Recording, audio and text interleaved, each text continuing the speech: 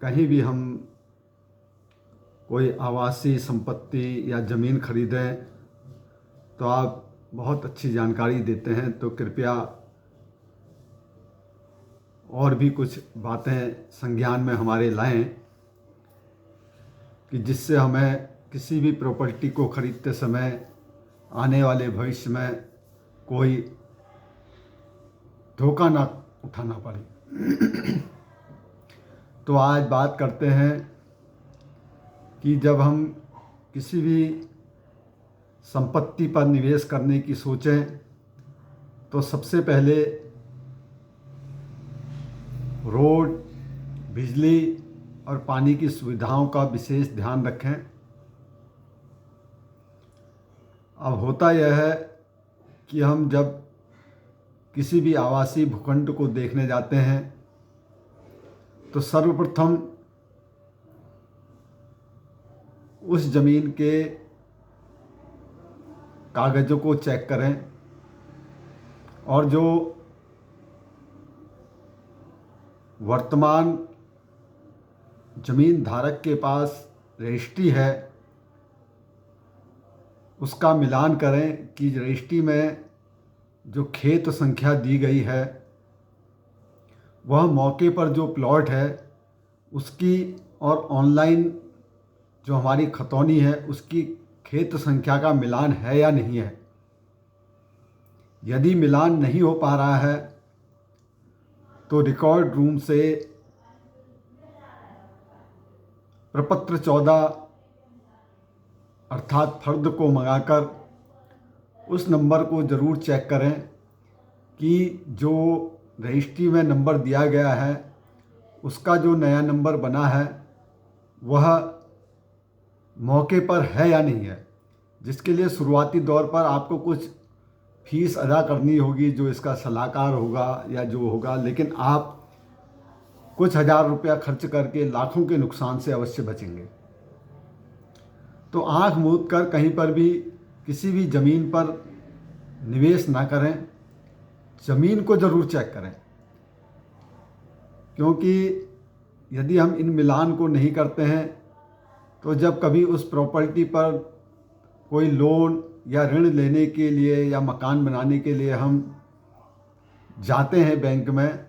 तो वहाँ पर जब बैंक का लीगल एडवाइज़र उसकी खोजबीन करता है तो वह नंबर नहीं निकलता है और हम भारी मुसीबत में पड़ जाते हैं। कभी कभी यह भी होता है कि कोई रजिस्ट्री खाते मध्य कर दी जाती है, जैसे अर्थात कोई बड़ी ज़मीन है, उस बड़ी ज़मीन को छोटे छोटे भूखंडों में यदि बांटा गया तो उसके खेत नंबर जब यदि गलत होते हैं तो करते क्या है लोग कि खाते मध्य रजिस्ट्री कर देते हैं और खाते मध्य रजिस्ट्री को वर्तमान में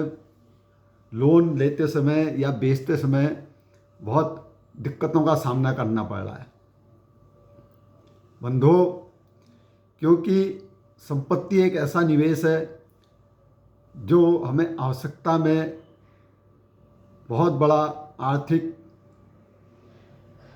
लाभ देता है या कहिए आर्थिक सुदृढ़ता प्रदान करता है। क्योंकि आज हम जिस संपत्ति पर निवेश करते हैं तो आने वाले भविष्य में उस संपत्ति से हम अपना कई सपनों को पूरा करते हैं। तो ऐसे समय में कभी भी जब प्रॉपर्टी खरीदें तो कागज़ों को ज़रूर चेक करें। यदि कागज़ में थोड़ा भी आपको हेर फेर लगता है तो उसको ना खरीदें। कहीं कहीं यह भी होता है कि जो रजिस्ट्री में नाम दिया गया है और वह खतौनी में नहीं होता है। कहीं यह होता है कि मौके पर प्लॉट ज़्यादा है लेकिन हमारी जब दाखिल खारिज होती है जो वास्तविक जिसमें हमें हक मिलता है उस दाखिल खारिज में उसका रकबा कम होता है। तो बहुत सारी इसमें दिक्कतें हैं। अब यह नहीं कि कहीं भी प्लॉट देखा या कोई ज़मीन देखी तो हम आँख मूंद के उसे ख़रीदने लग जाएं या उस मकान को ख़रीदने लग जाएं। सबसे पहले उस ज़मीन के कागज़ों को चेक करना है। इसके लिए आप किसी अच्छे विशेषज्ञ या अच्छे परामर्शदाता की राय ज़रूर लें, क्योंकि चंद लाभ के लिए कोई इसके एजेंट या जो कंसल्टेंट होते हैं वो गलत परामर्श देते हैं और जिसकी वजह से हम आने वाले वक्त में मुसीबत में पड़ते हैं।